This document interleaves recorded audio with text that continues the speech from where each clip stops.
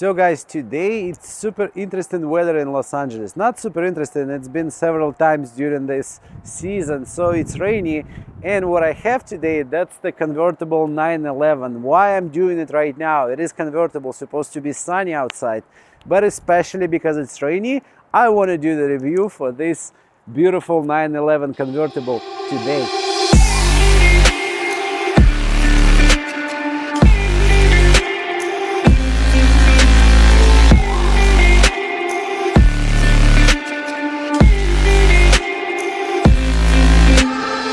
That's 2012, but it's basically 2013 body style. So we have a new tail lights and redesigned dashboard, different steering wheel, all that kind of stuff. Honestly, I know not so much about 911 as you probably know, but you might gonna tell me something in the comments about this car more than I know right now. And one of the most common question for me, I want to discover it today with you, why this car keeps the value so high. Even this one base used to be in 2012 about 94,000, and right now 2024 this car still worth about 60,000 with about 80,000 miles on the clock. Why? So that's a huge question for me, and I'm gonna try to discover it today. So look at the condition of this 911 inside, and you're gonna see the better picture. But what I wanna share with you, that's the way it's all set. So it is set for the comfortable driving. You can reach your shifter easily. On the top of that we have a paddle shifting. I would say if they would do other way, not the way the Porsche was doing it back in 2012-13, it would be much nicer, because it's kind of a little bit not comfortable than just the other paddle shifting, everybody using it. Not the switch like that. So we have a heated cooled seats, the convertible top operation, the rear active spoiler going up and down as you want or as you're reaching the speed, and active suspension, so I can make it much harder, and it's gonna be much nicer when I'm driving it fast up the hill or down the hill. Other than that, the switch same as the other Porsches, and all the handles, look at the condition, it's just amazing, nothing is falling apart. The only thing right now it's bugging me kinda, this switch, this paddle switch on the steering wheel, it's not attached together. That's either clip is broken or something else, so it's kinda loose a little bit. And this cover for my sun visor, when you're driving it kinda faster, it starts making that noise. Other than that, I cannot hear anything here, or I cannot even tell you there is something broken or something falling apart. The paint not faded, the dashboard is sitting right, looks like it just built yesterday, but it's not. 2012, 12 years old car, looks amazing.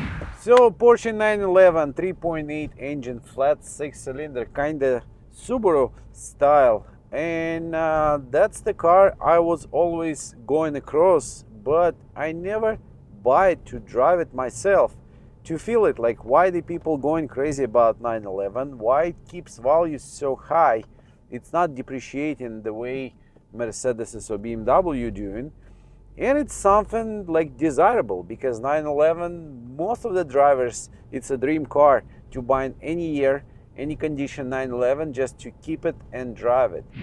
So since it's rainy outside, and it's pointless for me to drive it super fast and show to you how this car can make 0 to 60 in about 4.1 seconds, 385 horsepower, it's a base, and this car doesn't have a chrono package. I was wondering why, but on the top of that we still have an active suspension.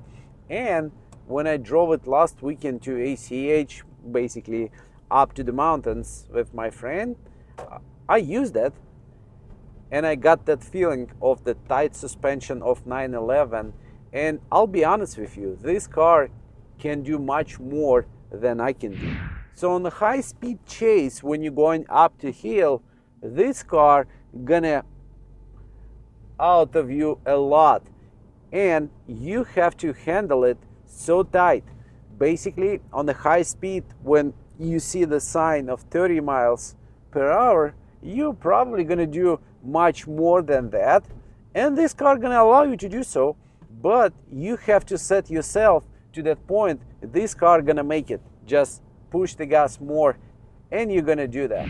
Even after 12 years and 80,000 miles on the clock, this car feels so tight. To be honest with you, suspension, engine, transmission, it's all working so good. I was surprised. How come VW, it's not VW, but it is a VW, building this car so much like quality, I would say so. It's everywhere. You can feel it, like the materials, all the interior details, outside, suspension, steering wheel, and it's not leaking, it's not smelling oil. The transmission, even it's a dual clutch PDK transmission, it's working so good. And I was thinking when I just got this car and drove it a little bit, because to be honest, the PCM, TCM on this car, it's set for you as a driver. If you're gonna drive it super slow and easy, it's not gonna shift that hard. So it's just gonna do the shifting the way like automatic transmission do it, kinda.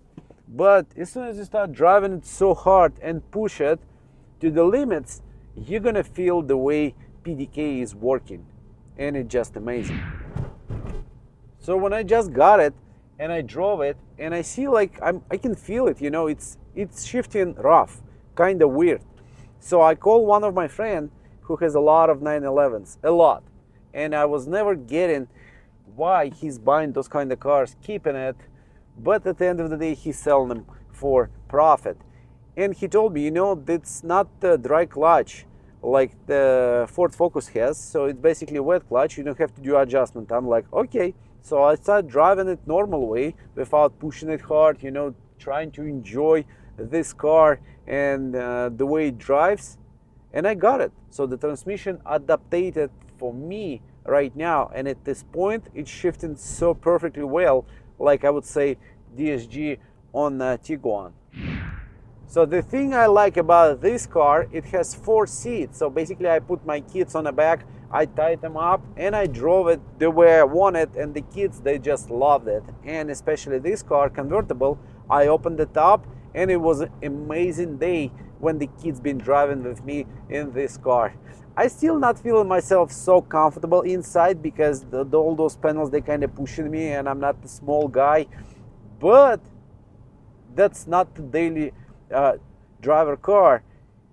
That's something for the weekend, something for the special occasion. You know, you're going out or you're driving somewhere with your friends, maybe up to the hills, up to the mountains on a high speed. That's where you're gonna get the whole idea of this car. And somebody drove it more than enough. So 12 years, 80,000 miles. It's not bad at all. They drove it a little bit less than 8,000 miles, or maybe first several years they drove a lot, and after they've been driving it kind of not as a daily. But overall, all the paint is original on this car. I have a PPF on the front, on the back, on the hood, the fenders, and there is no damages. Even the Carfax showed me a couple damages reported, but it's not accident. So maybe they scratched it, or maybe somebody else scratched it or dented, and they just pulled the money from the insurance. That's usually the way it works. But there is no frame damage and no other things. And also on the top of that, I got this car from the auction with 5.0 CR. So condition report 5.0 means a lot. And yes, I do not have a backup camera. I only have a parking sensors. I think I found the perfect spot. There is a freeway right here. We have a 911. It's been rainy right now. It's going to be sunny, and there is a campground on the back of our spot. So I'm not going to try to convince you to buy 911. Honestly, I have a limited amount of knowledge about this car because the price for 911, it's kind of high. And it used to be before not my reachable spot, but right now I'm gonna change. I already changed my mind, and I think I'm gonna buy that car, those cars, more and more. I hope so, because I like it a lot. So it looks like 911, it's been built for the drivers and mechanic shops. So basically it's a limited spots limited amount of places you can do something. For example, you can add coolant, you can add oil and the water for your windshield. That's basically it. There is nothing else you can do yourself. You have to take it to a mechanic shop and pay them a lot of money to do so. But it's kind of cool. There is a hood and there is nothing you can check.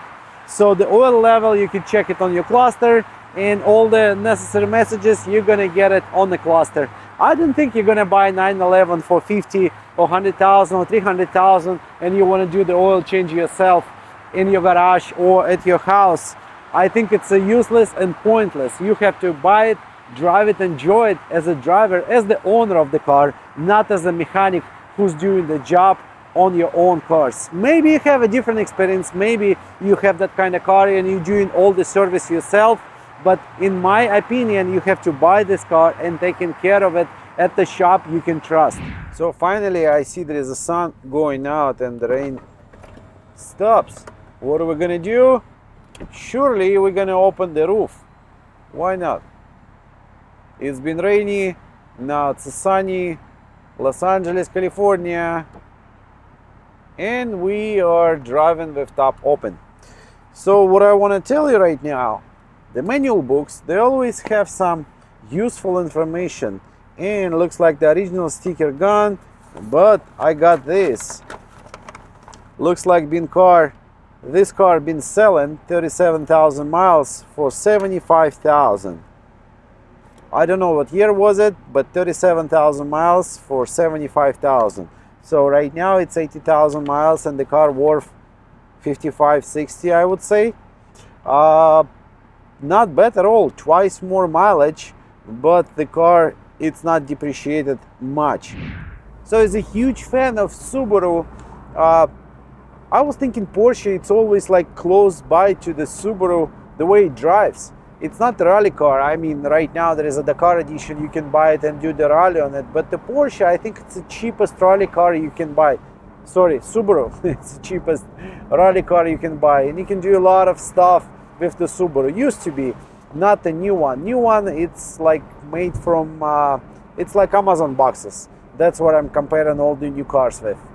But 911, it is something different. It has a taste of Subaru if you drove it before. So there is a horizontal 6-cylinder engine, and some of the Subaru like Outback or Tribeca, they do have that 6-cylinder engine. But the Porsche, it is totally different car. It's much more expensive, but the way it balances because of engine, that's amazing. And the way this car drives, even it's a real wheel drive, it's just something else. It's nothing to compare. Even McLaren I used to have, not the same car, definitely. I would say Porsche, much better car. So I like the smooth roof operation. It's so easy. Even you driving this car slowly, you still can operate it. And also what I like, it's not falling apart. All the cushion on it is still in great shape. All those pieces kind of factory set, nothing loose. Even this car, I think it's been in Arizona, it's in a great shape. I think this car been garaged 100%.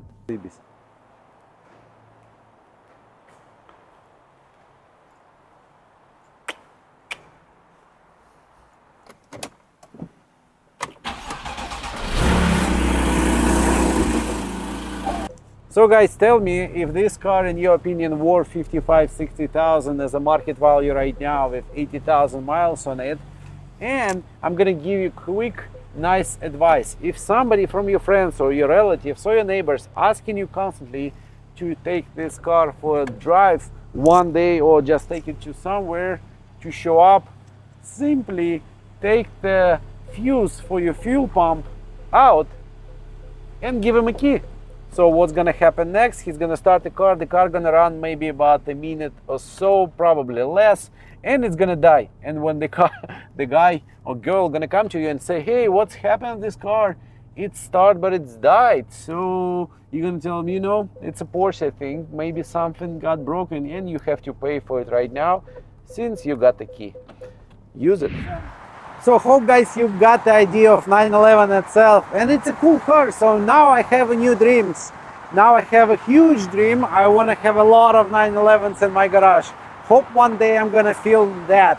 But for now, see you later.